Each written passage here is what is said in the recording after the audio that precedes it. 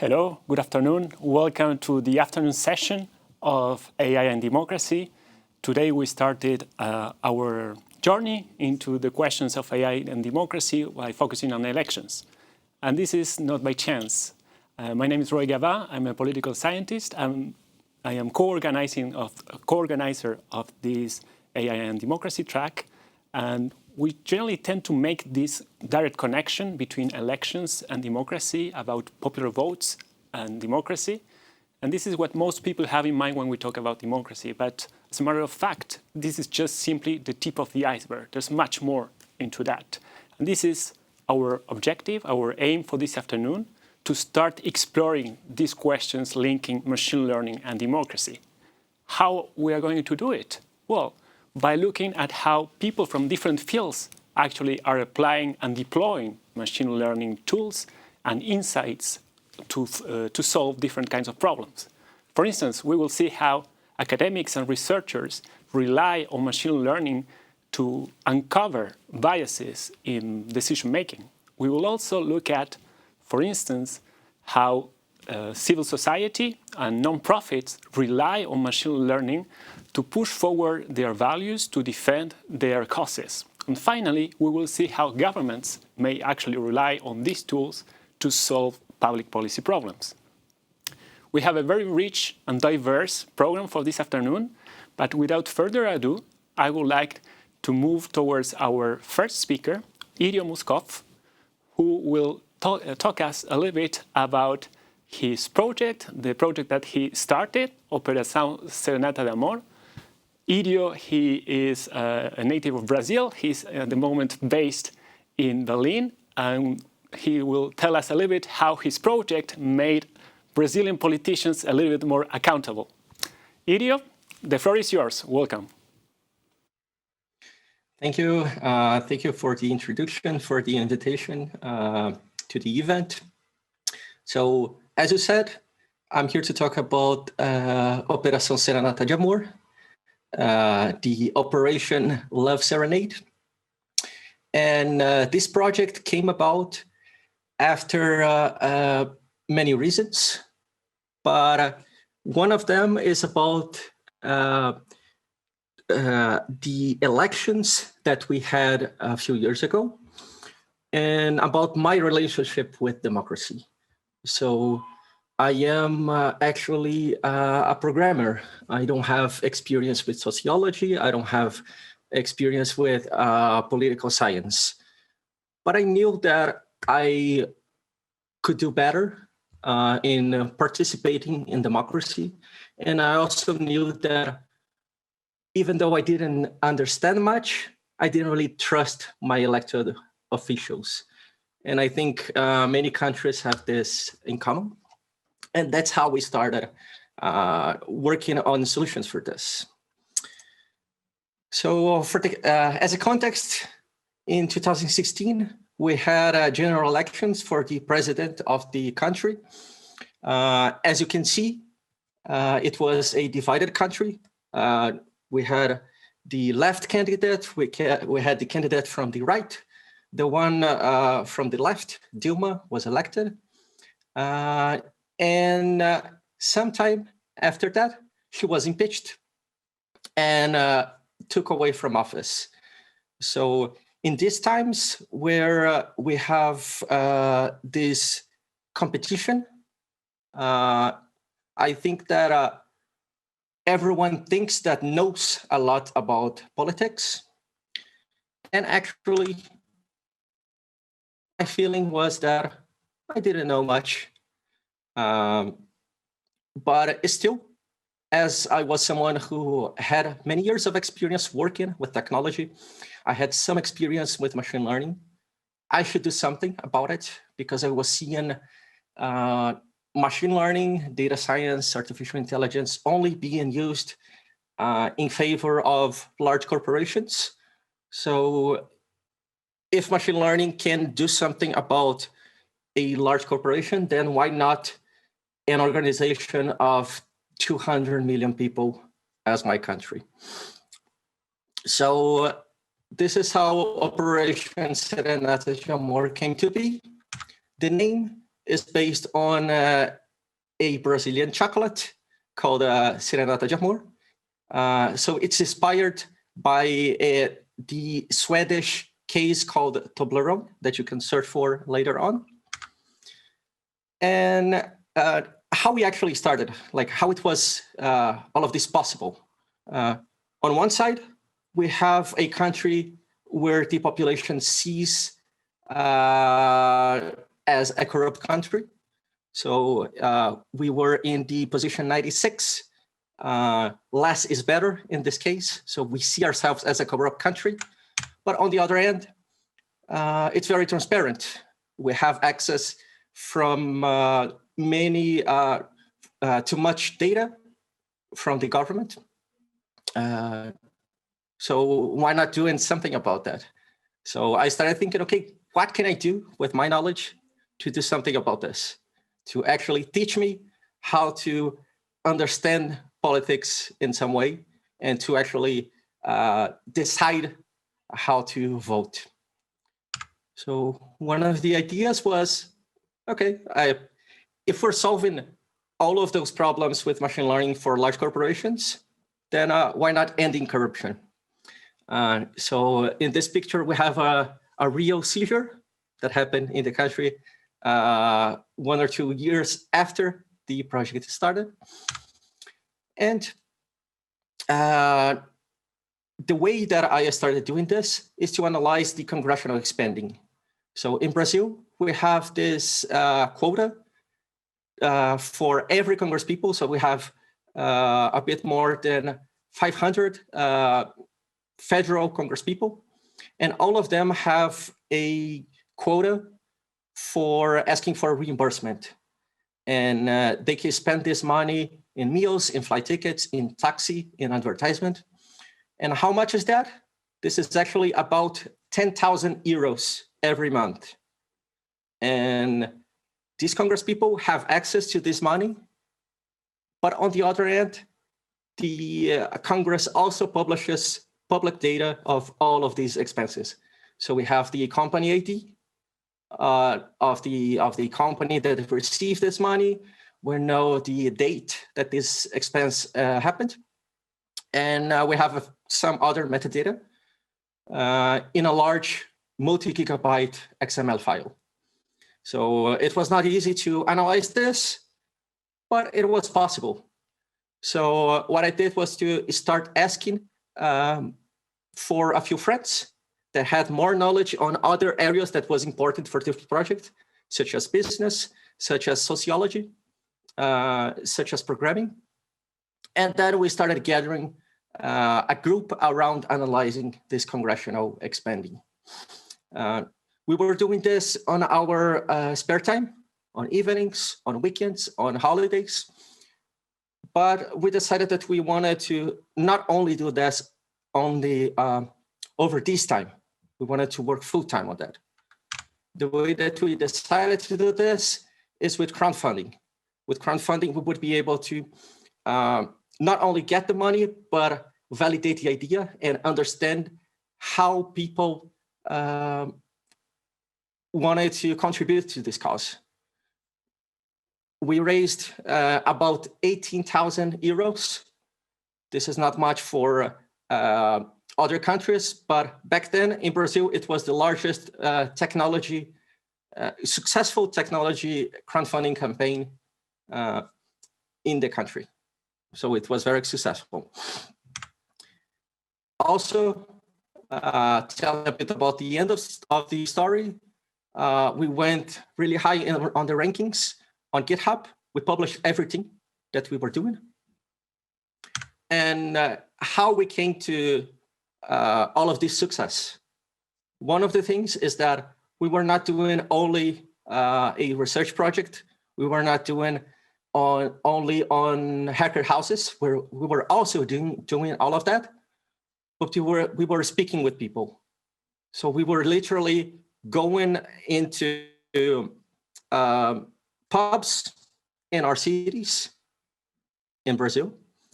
And we started asking around, so what do you think about corruption? Do you understand what is this problem? Can you tell me about specific Congresspeople that were involved in these cases.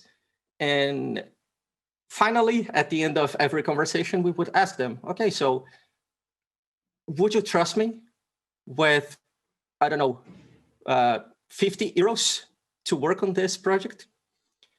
If they would tell me no, then I would continue with the conversation to understand the reasoning.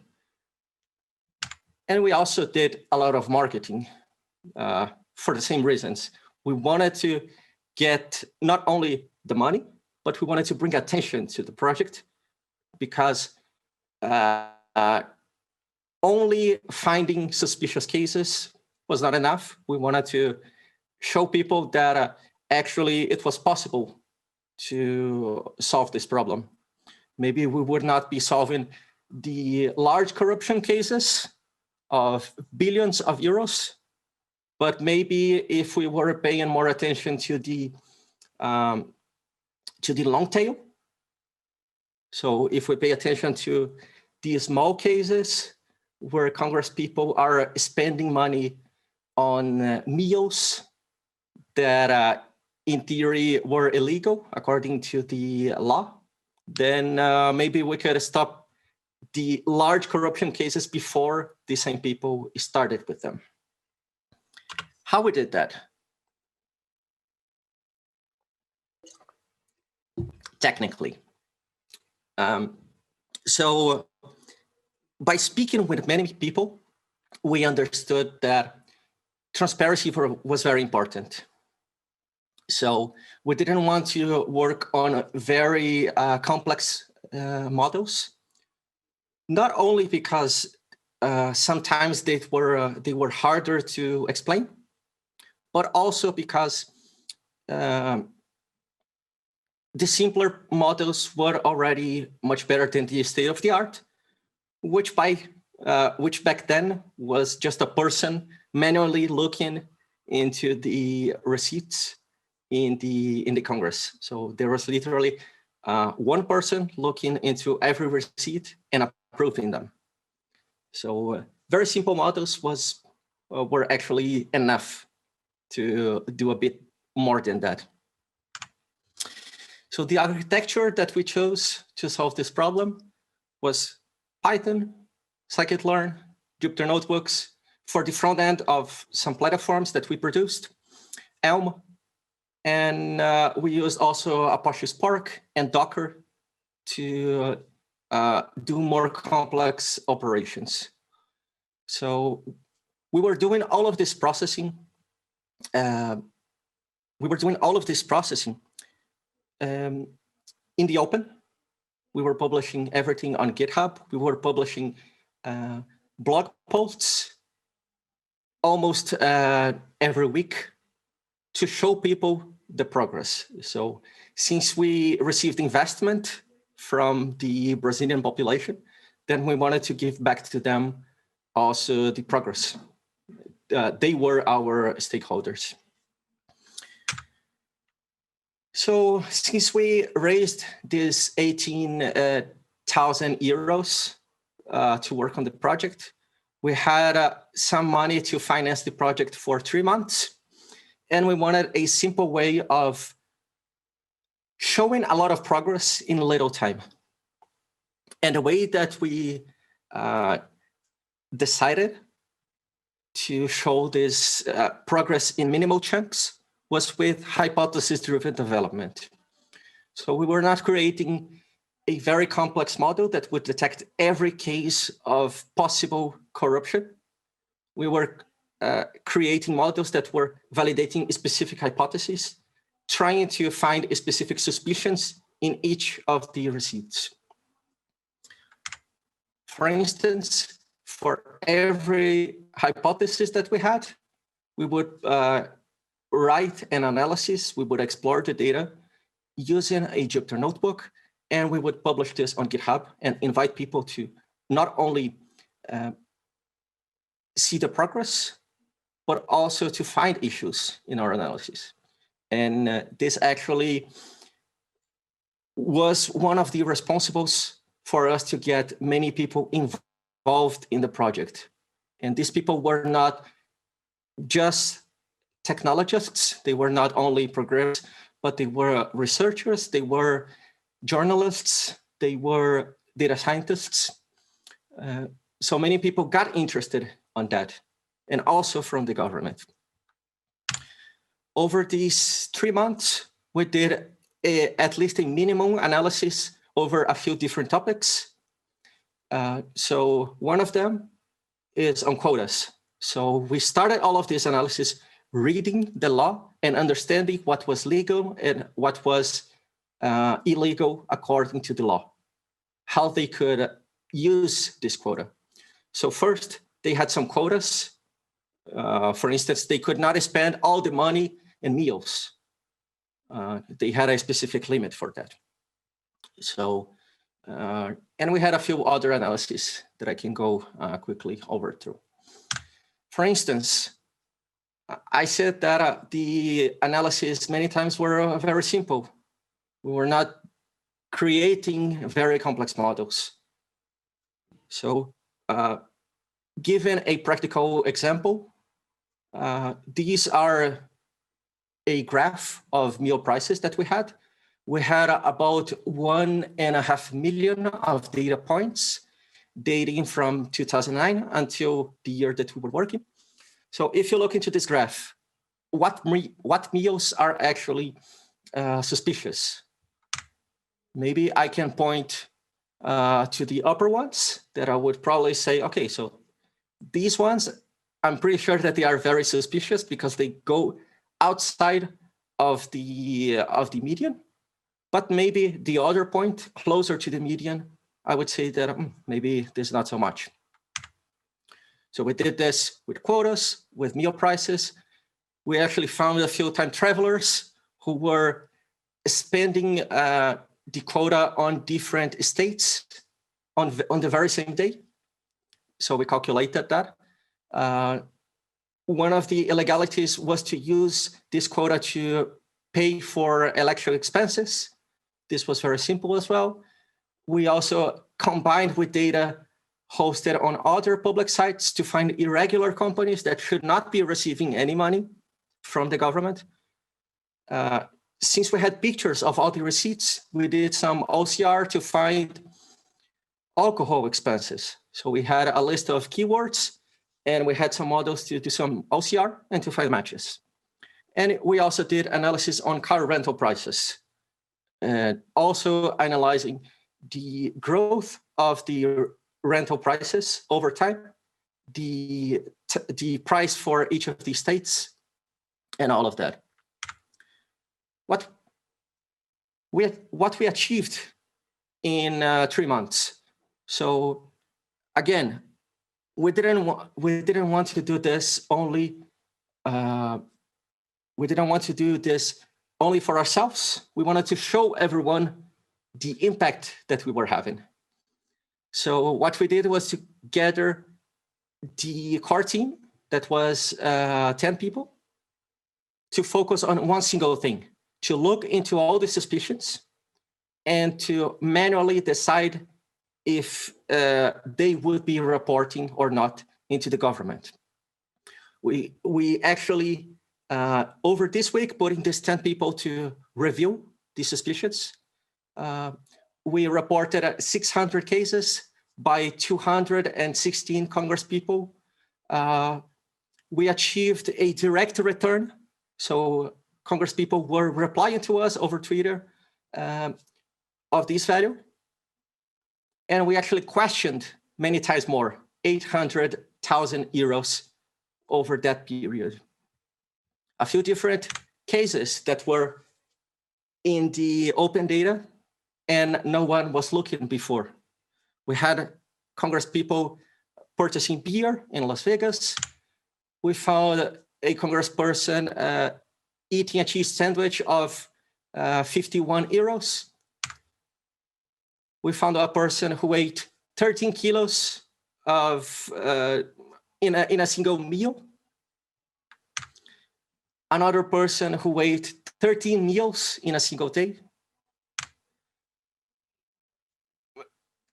A person who ate 3 meals over around noon.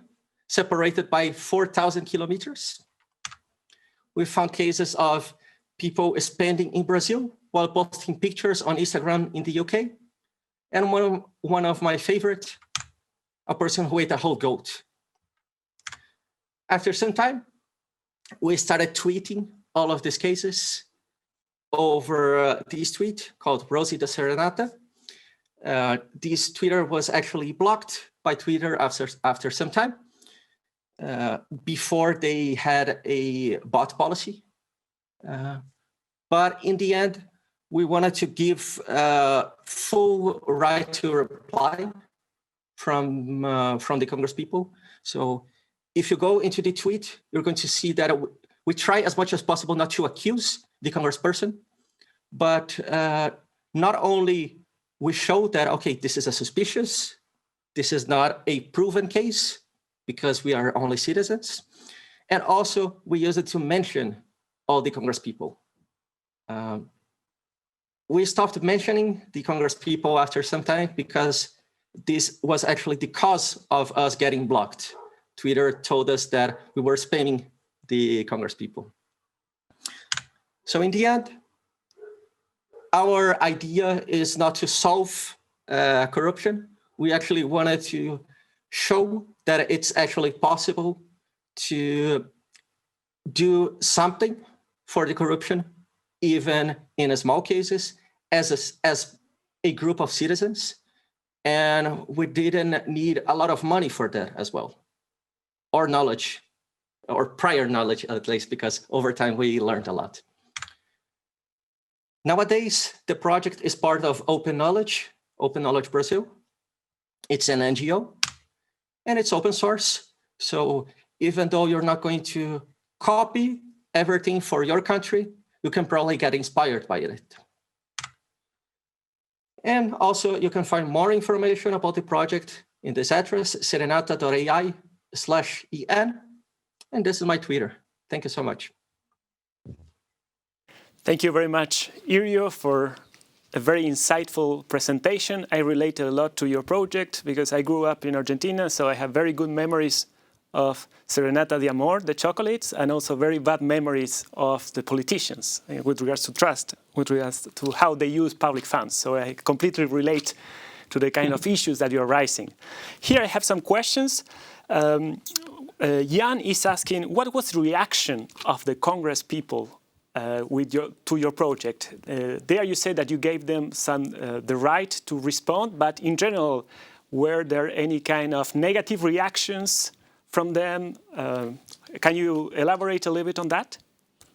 Sure. So the first way that we wanted to reach the Congresspeople, and we actually got in contact with lawyers, with many journalists to understand what we could do and should do with these suspicions. And the first option that we had was to get in contact with the Congress and let the Congress reach the Congresspeople. The first reactions actually was from some Congresspeople, they didn't even reply. From others, they started blaming on their assistants and giving the money back. After the Congress, long story short, after the Congress lawyer invited us for a private meeting, then we created the Twitter account to make everything public. And after that, usually in front of cameras, all the Congresspeople were very keen to the project. But generally, they would tell us that there were other branches in the government that had much more corruption than the Congress. So we should pay more attention to other branches as well. Okay, so basically your project is very interdisciplinary because you have computer scientists, sociologists as well, but also it's good to have lawyers as friends. Yes, it was very useful from the beginning. Okay, just the last question. Perhaps, did you see any kind of pattern with regards to which kind of Congress people would be more likely to be found to have a link to a suspicious transaction? Yes. So there wasn't actually a very clear pattern. One thing that we noticed is that this was present in every party, in every candidate, in every person that stayed in the Congress that just joined or joined 20 years ago. Mm-hmm. So every one of them had cases. And we actually believe that there are many different reasons. Sometimes they should actually blame on their systems. Maybe they didn't have experience to read the law, to understand what they could and they could not do. So, and this was something that we were very careful in the communication as well. Since we saw this pattern present with every congressperson, then we hardly mentioned any party name, even when journalists were very insisting on knowing their names.